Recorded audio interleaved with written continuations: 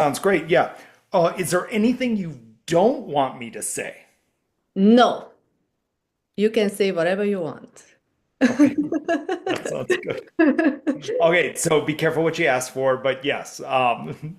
I love honesty and anything you like, you want to share. I look up to you so much. So this Thank is you. an open conversation. All right, let's just have a really good conversation. Good, beautiful, dynamic conversation. Yes, sounds good. Okay. Oh, welcome, Matt. I'm so happy to see you again. It's been a Oh, while. it has been. It's so good to see you too, and I believe it's been since the Symptom-Free MS Summit. Yes, yes, which was amazing. And thank you so much for letting me part of it. Oh, you are so very welcome. So, Thank you for being there. if you don't know Matt, let me introduce you to him. He is an All-American Triathlete, certified health coach, speaker, meditation, and Reiki practitioner, and the father of two. Over the last 13 years, Matt healed himself from a paralyzed leg to finish the infamous Ironman triathlon, reversed daily activity of TS, also known as mini strokes, and recovered from debilitating symptoms of PPMS, multiple sclerosis, to live his best life. He is the founder of Identity of Health Wellness Coaching and hosts the Identity of Health podcast. A lover of self and life, Matt lives in Colorado and travels internationally to speak on belief, healing, and possibility. And we are here to talk about all this belief, healing, and possibility. Can you please tell us a little bit about your diagnosis? When was it? How did you heal? Because that's the question everybody wants to know. Yes, the number one question. Uh, Agota, thank you so much for having me here and for sharing my story to your beautiful community. So, healing was a journey. And in this journey, I remember when I was diagnosed with primary progressive multiple sclerosis, PPMS, back in 2017. At that time, my neurologist told me there's nothing we can do, and they wanted to put me on a DMT that was only 27% effective. And I remember her telling me that day, if I don't say yes to this, that within 6 months, I was destined for a wheelchair. Not saying a wheelchair is bad, but I use that as that kind of that oomph within me. I had healed from strokes, I'd healed from a paralyzed leg. So I said, all right, That let's was figure this out. before, that's what is before your diagnosis? For Wow. my diagnosis in 2013, I went through 25 to 30 strokes a day. Wow. Do you think that were symptoms of MS, like it was Yes. I now, as I look in the past in the rearview mirror, that was actually the first beginnings of MS. And I didn't know it because they wouldn't give me an MRI, they wouldn't say anything. But yes, I did notice I was, well, of course, having strokes, but I was dizzy all the time. My eyesight, optic neuritis, was creeping in. I was losing the ability to see. And other things like I couldn't walk very far. I remember I went on a hike with my dad and my son, and I could only walk like 800 steps before coming under a mass amount of frustration and didn't know what was wrong with me. That was 2013. Now, 2008 is when I paralyzed my right leg from the waist down.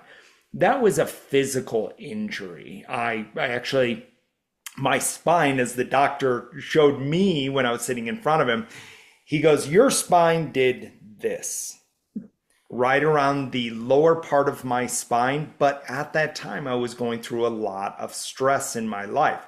I did heal it. Yes, I did finish Ironman. I thought I was ready and I was all done. But I healed the physical condition, but I didn't heal the stress that was within me. Mhm. That stress triggered the strokes, essentially the beginnings of multiple sclerosis 11 years ago. And so Then in 2017, then I had the MRI done, and then finally I was diagnosed with primary progressive. Uh, With that, in 2017 through, I would say for the next 3 to 4 years, I was under a heavy amount of stress, depression, fear, and worry, and my walking kept getting worse and worse and worse. And Agoda, I had 2 kids. They were now teenagers, but 2 kids were in my life that I wanted to be a dad for them. I wanted to go and run with them and do all these things, and I couldn't. So that led to more depression and fear and worry. And so as I walked down that road, it was the day that my ex-wife actually asked me for a divorce. I had been married for 21 years. And through this, I remember that, at this point, I'm very depressed. I'm very upset. I don't feel as if I'm enough, down to the point I didn't want to be here on this planet anymore. I was going to make the ultimate decision. And I remember sitting in meditation one day, tears running down my face, feeling just absolutely lost. And I remember like a knowing or a voice came inside me. And it said, you can approach the rest of your life with anger, shame, guilt, depression, fear, and frustration, or you can choose joy and love. wow, I And love yeah, it was in that moment I looked at my past and I go, well, apparently depression's not working for me. it. And so I made a different decision. And I go, you know what? I surrendered to love. I said, I don't want to be crushed with depression and fear and worry. So I surrendered to love. But But it's for, so yeah, easy to say that you surrender to love. How did you do that? Because I've been reading all about this, and I think for most people, it's the hardest thing to do, like change yeah. from like they don't have a meditation session like you did or I did. I had Mhm. something similar. Um, Right. but how do they get to that point? That was the start of a very deep journey. I had no idea. I'd spent the last 25 years of my life in fear. Yeah. That feeling of I'm not enough. I didn't do enough. I wasn't being enough. So to go, oh yeah, I'm just going to do love. I should just choose love. And anybody can look at this and go, oh my gosh, that's easy. You should do that. But what made this even more challenging was it's not the love outside of me. It was the love within me. It's whether or not I loved myself. Started showing myself encouragement. And so with this as I help other individuals in this beautiful journey to begin healing their bodies, it's the journey of 1%. So think about it. What would it mean to be 1% more in love with yourself than yesterday? This might mean like a symptom comes in and you take a breath, or you give yourself a mantra or some encouragement. I know I'll get through this. Maybe as you progress in this journey, you start to do mirror work, which is, I don't know if you've ever done this, Agoda, but have you ever looked I've in done a everything. mirror? You've done everything. Yes. Well, and that's the beautiful part of multiple sclerosis is it ends up being a gift in disguise. It's And not that a gift is the gift. I discovery. wouldn't call it a gift, but it definitely opens up so many avenues Mhm. to discover healing. And I think Yes. it starts with surrendering. Yeah, I think you hit it right on the head. I think it does involve surrendering. Surrendering, what does it mean though to surrender to love? Well, I believe the first step and what I coach and teach is first step is to become aware. Become aware of when you're upset. And if I become aware of where I'm upset, then it leads me to the next step, which is acceptance. Accept what is in this moment. Accept my walking is not the way that I want. Accept that my life is not, at that time, was not showing up the way that I wanted it to show up. Accepting what is. It's in that acceptance that a door opens. When I accept it, I'm no longer giving resistance to MS. And so you'll see this in your language. Have you noticed your language has changed on what you tell yourself or what you tell other people?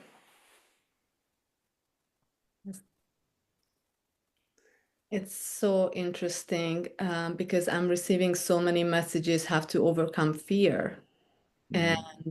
this is also a method, like just acceptance and try to look at things from a different perspective. Mm-hmm. Isn't this what Dr. Viktor Frankl did? If you've ever read his book, Man's Search for Meaning, isn't No, this but what? I'm writing it down. That's the next one on my list. Oh my gosh, it'll be one of those books that changes your life. So if he can forgive the atrocities that happened to him, if Immaculate in the book Left to Tell can forgive the other tribe that massacred her family, if Anita Morajani in the book Dying to Be Me, these are all these individuals that started to show up, all these teachers started to come in various different ways because my body needed to forgive me, needed to forgive the 25 years where I beat the living tar out of myself. And that is the gift. That's the gift that was presented to me. But if I remained in fear, I would never have seen the gift. And the gift was this beautiful awareness within my own life. Was one of these books that help you discover this or get you to the right journey? Or are you familiar with Dr. Joe Dispenza's work or any? I am. I've read all of his books. Mm. And so I became like for the last 3 years, I read 4 books a month. Like it's just like you get frivolous in all of these things. You just become like you just want more. Yes, Dr. Joe Dispenza surrendered to himself.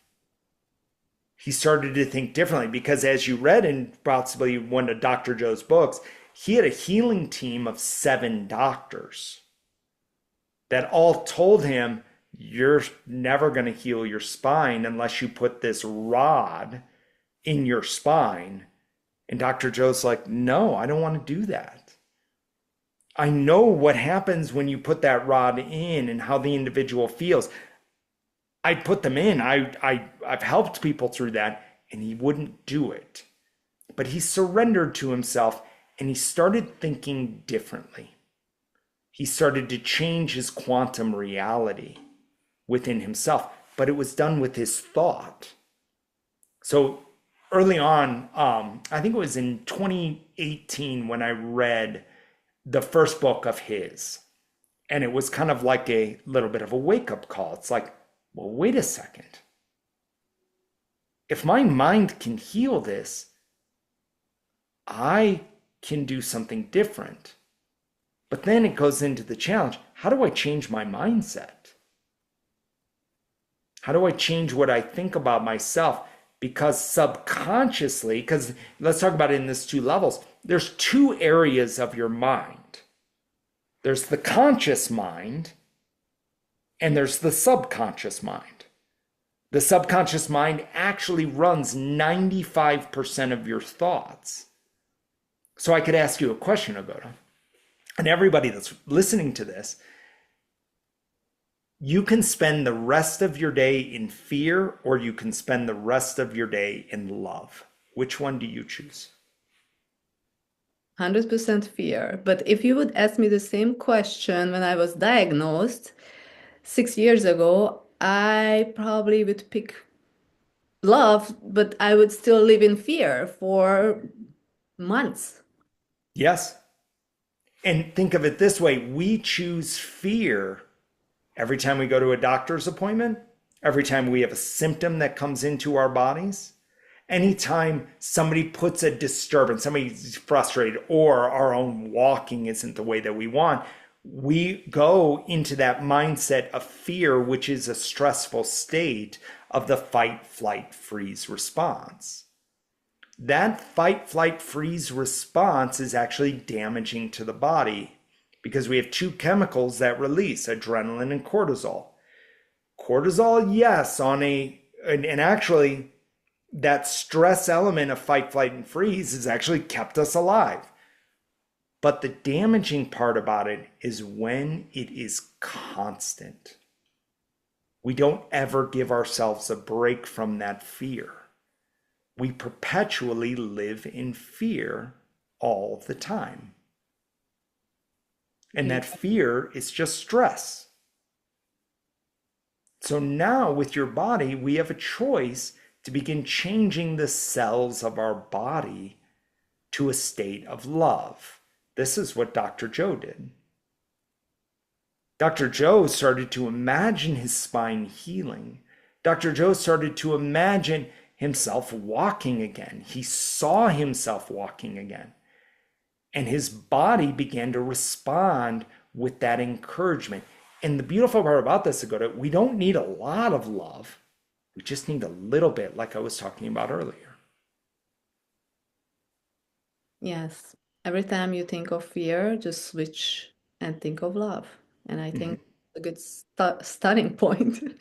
Yeah.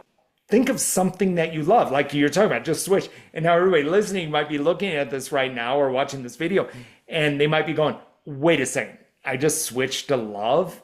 Yeah, logically, it makes sense. But when you go to put it into practice, your mind is going to want to go back to fear because it's used to it. Yeah. But you said something really powerful. When we switch to love, one thing, find something that you love. This could be the dinner or breakfast, lunch that you're eating. This could be somebody in your life.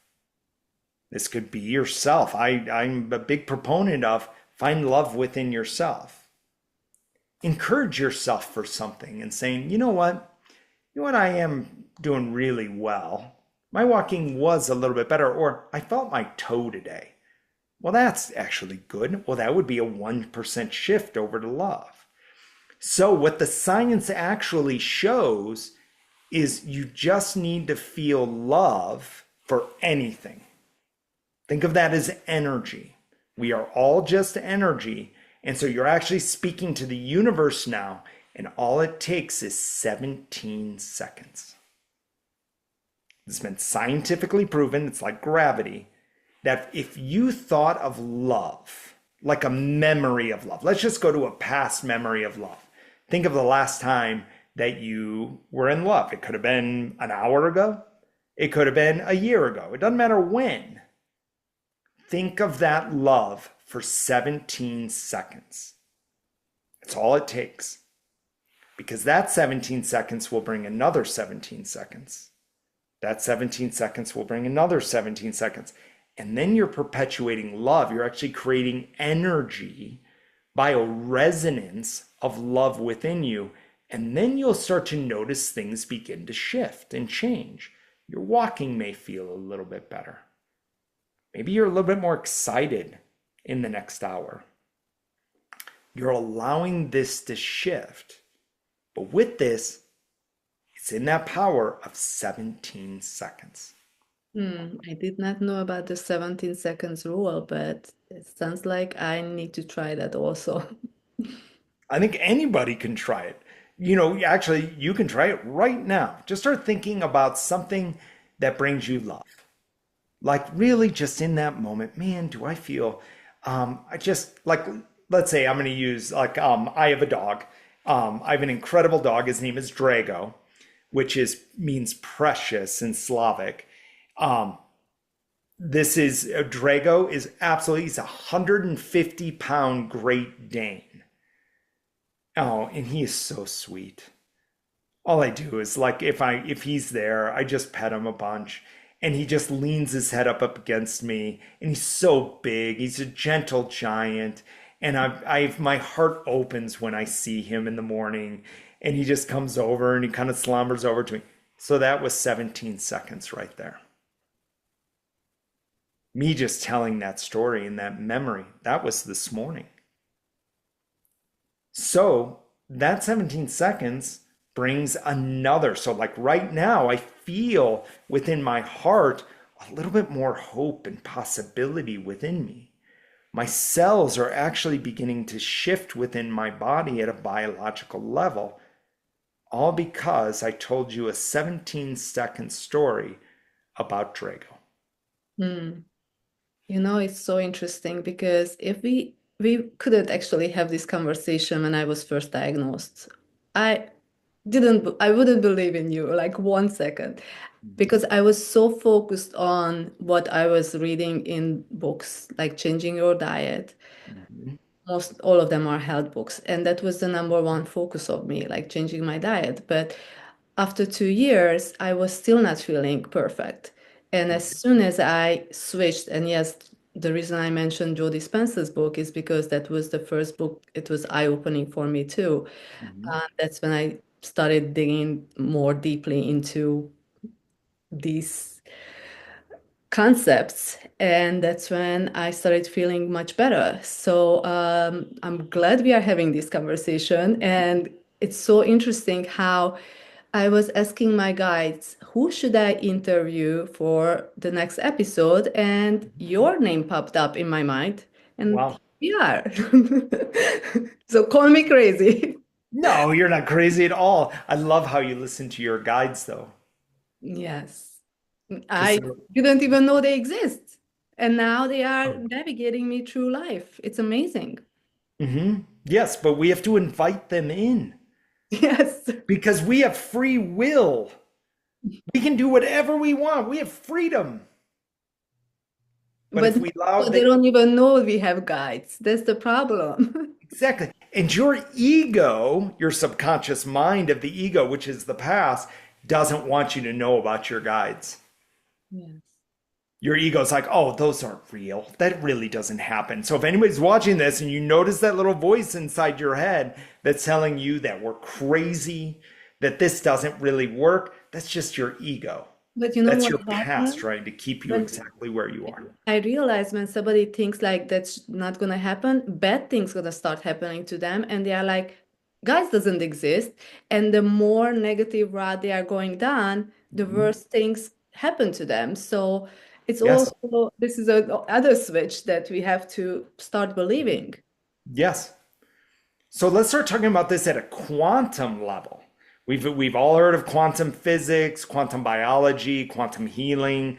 I'm running a really good event this month with quantum healing. And so really on all this kind of side, then you could actually take a look at energy. So Agata, you have 50 trillion cells inside of your body. Inside each one of those cells are atoms. Inside those atoms is nothing. So when Einstein looked at this, when now doctors are looking at the atom, they're noticing the atom is energy. The human body actually emits 92 hertz of energy. We're actually just a battery. But where does the energy come from? Since energy is never destroyed nor created, that energy sparks within us with every thought, feeling, and emotion that we have. So I bet you've felt this. Have you ever had a moment where you felt like an immense amount of love Yes, and in your lately life? I've been feeling that different situation, different people bring my energy down. And Mhm. now that I'm aware of this, it's part of the healing process also to stay away from those situations. Yeah. Avoid, like, it's like watching your vibes. It's like, don't bring down my vibes, babe, or something like that. Just kind of a funny side of it. Yes, we're vibration. If we're energy, we're just vibrating out. But that's how we talk to the universe. God, source, universe, whatever you believe in this current moment right now, God, source, universe cannot use our words, because you could say something in Hungarian that would have a different meaning in English. So the words can get misinterpreted. But what doesn't get misinterpreted is our energy, our feeling. So that's why love is so powerful. But what is love? Love is acceptance, joy, surrender, love, forgiveness, understanding, compassion. Think of all these levels of love, and you just need a little bit. Because, like you were saying earlier, when we are starting to put, and when we talk about our guides, oh, guides aren't real. What is that? That's doubt. So now I'm putting the energy of doubt out into the universe, and we know it has to get returned to us. This is actually physical law, as if like gravity, if I dropped a ball. So what I put out gets returned to me. So if I put doubt out, doubt gets returned to me. If I put fear out, fear gets returned to me. If I put love out, love gets returned to me. So look at your body as a speaker, so to speak. So your body's always talking to you, and it's always letting you know through your emotions how you feel. So that's why I said the first step is just become aware of how you're feeling right now. If you're feeling sad, that's okay. Become aware of that. Oh, I'm sad. I'm sad because my walking is bad. I'm just using an example right now. My walking is bad. Well, okay. Then the next step, and this is the hard step, is accept it.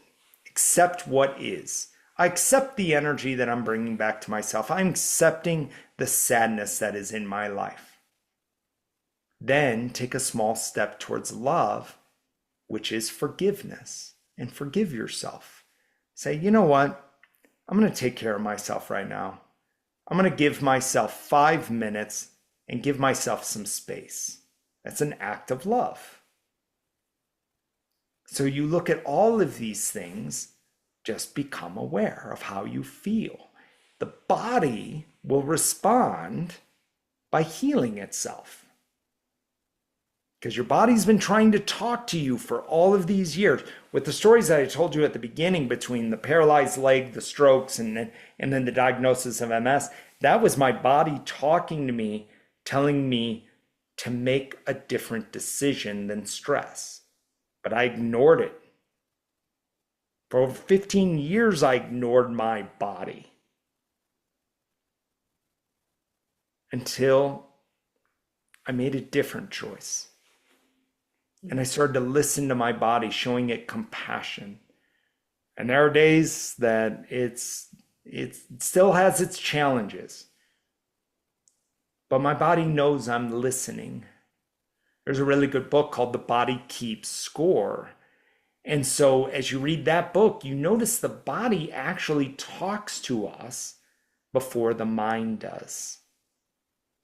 You ever had an upset feeling in your stomach before you went and did something? Always. That's your body talking to you. It's your body basically knows before your mind does. We shouldn't listen to our mind. That's what I learned. And ever since I practiced that, I am such a different person. The Yeah. mind is constantly just going in circles, Mm-hmm. and most of the time it's a useless conversation. So it's better just to quiet the mind and step away and just monitor what's going on and then do your thing. Yeah. Follow your heart. There's actually at the Heart Math Institute in California, um, they've noticed a resonance between the mind and heart connection. And they did some really cool studies. they've done this a couple of times. It's a double-blind study. So what they did is they took an individual and they put him at a computer, but they told the individual that to click the mouse button, and then within 15 seconds, a picture will show up on the screen, right? But now imagine the individual has electrodes all over their head. They're being monitored. They have an EKG. They're being monitored all over from the electrical impulses that the body is emitting. So they noticed that when the person clicked the button, the body would respond in either a loving way or a fearful way before the picture ever showed itself. And so the picture would show up on the screen of like a car accident, fearful event.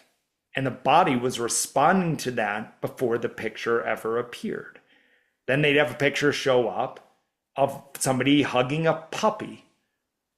And the body responded to that with love, with the actual impulses of love before the picture ever appeared. So your heart knows before your mind does, just like you were talking about. Very interesting. Can you please Yeah, go ahead. more about your new program, Visualize It? Because it fits perfectly in our conversation right now.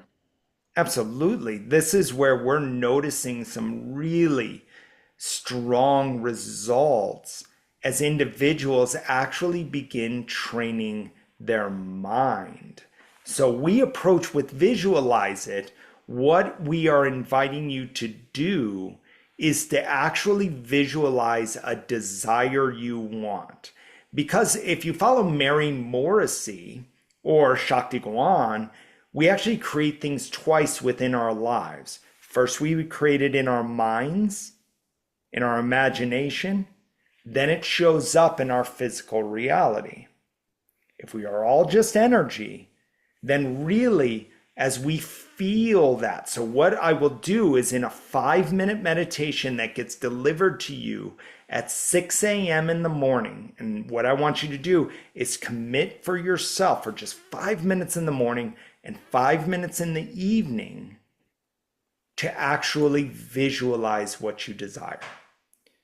But the body needs to believe it, because your body will call BS on it if it's too big. So for example, if an individual is in a wheelchair in this moment right now, they may visualize, Matt, I want to walk again. I said, great, that's the mountaintop. What puts us on the trail to the top of the mountain? And as I spoke with her and was training her on how to do this, I encouraged her to think about and visualize herself standing up out of the wheelchair. Not walking yet, she was going to get there. But the first step, and what she identified, she goes, you know what? I can stand up out of the wheelchair sometimes, but not all the time. So she goes, for the last 3.5 years, I've not really stood up out of this wheelchair on my own. And I want to do this on my own very safely. So I had her visualizing herself doing it. 2 weeks later, she got on our group coaching call, because part of Visualize is we have group coaching. We have a community that support group that you can be a part of as well. So Visualize It is a very dynamic, beautiful event. So she comes on the call 2 weeks later and she's crying. And I'm like, are those happy tears? And she goes, yes.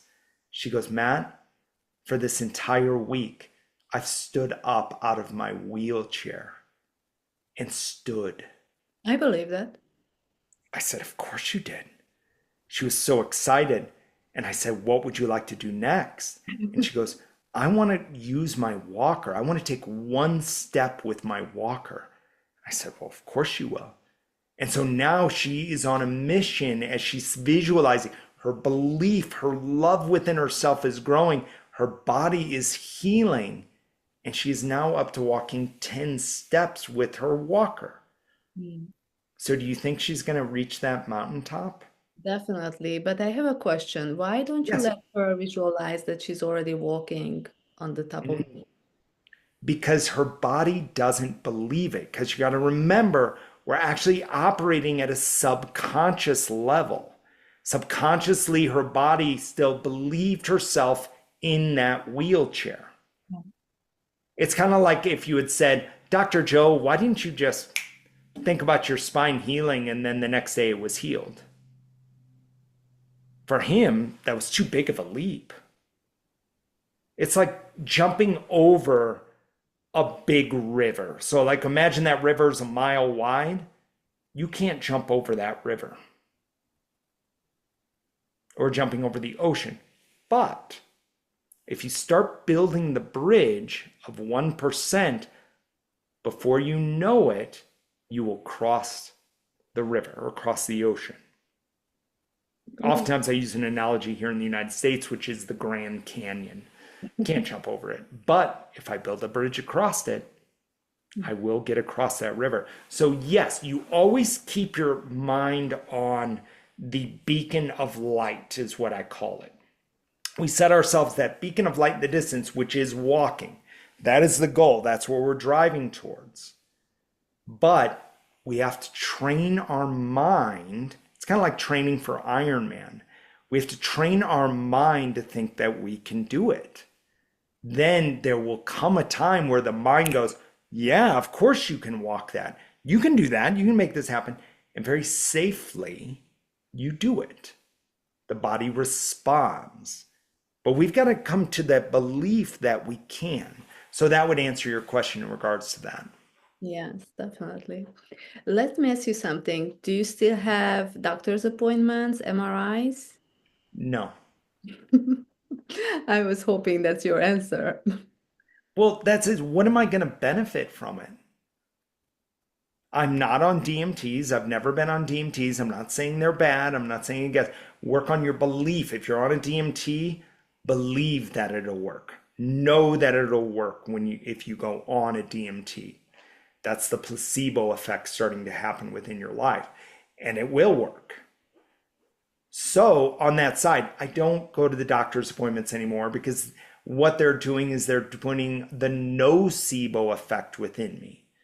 That nocebo effect is they'll tell me at some level, oh, you know what, this is temporary, this isn't going to happen. You know, your MRI is this, or whatever information they come out with, it's not going to help me. So I watch my vibes. I watch what my belief is within myself.